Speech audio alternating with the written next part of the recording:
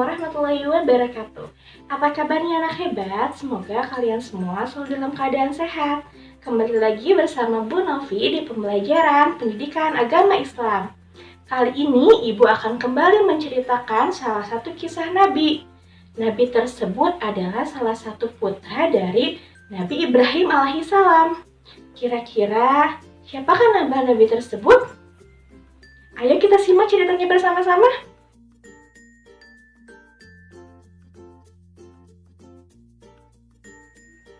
Kisah teladan Nabi Ismail alaihi salam.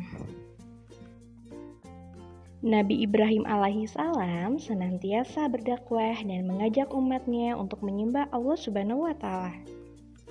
Namun, hingga waktu yang lama Nabi Ibrahim alaihi salam belum dikaruniai putra.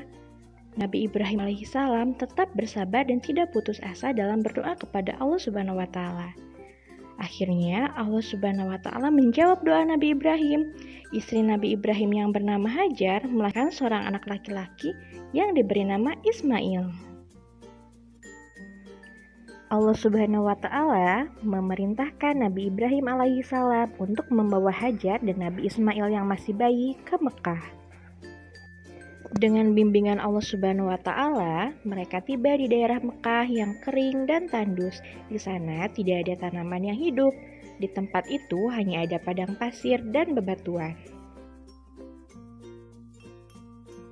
Saat itu Nabi Ibrahim alaihissalam mendapat perintah dari Allah Subhanahu wa taala untuk meninggalkan anak dan istrinya.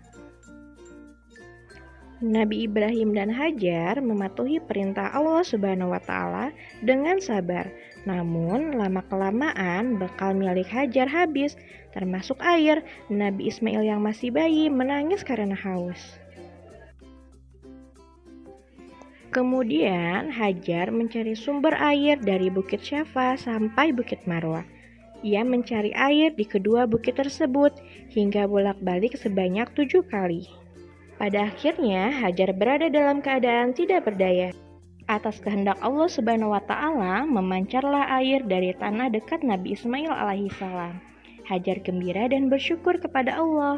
Hajar segera mengumpulkan air itu hingga menjadi banyak. Mata air tersebut dinamakan Zam-Zam. Akhirnya banyak orang yang berdiam diri di sekitar mata air itu. Setelah beberapa lama, Nabi Ibrahim mendapat perintah dari Allah untuk menemui istri dan putranya. Nabi Ismail tumbuh menjadi seorang anak yang cerdas, rajin, dan patuh. Oleh sebab itu, Nabi Ismail sangat disayang oleh kedua orang tuanya. Pada suatu malam, Nabi Ibrahim bermimpi bahwa Allah Subhanahu wa taala memerintahkan Nabi Ismail untuk disembelih. Nabi Ibrahim alaihissalam merasa bersedih, tetapi Nabi Ibrahim tetap menjalankan perintah Allah Subhanahu wa taala. Akhirnya, Nabi Ibrahim menemui Nabi Ismail alaihissalam untuk meminta pendapatnya. Dengan rasa tegar dan ikhlas, Nabi Ismail melakukan perintah Allah tersebut. Nabi Ibrahim alaihissalam membaringkan Nabi Ismail di tempat yang telah dipersiapkan. Pada saat itu, Allah Subhanahu wa taala mengganti posisi Nabi Ismail dengan seekor kambing yang besar. Kisah tersebut menjadi dasar diperintahkannya ibadah kurban. Ibadah kurban dilaksanakan umat Islam seluruh dunia pada Idul Adha di bulan Dzulhijjah. Dari kisah Nabi Ismail terdapat sikap yang dapat kita teladani, yaitu sebagai berikut. Yang pertama, ikhlas dan rela berkorban, dan yang kedua, hormat dan patuh kepada orang tua. Alhamdulillah, kisahnya telah selesai.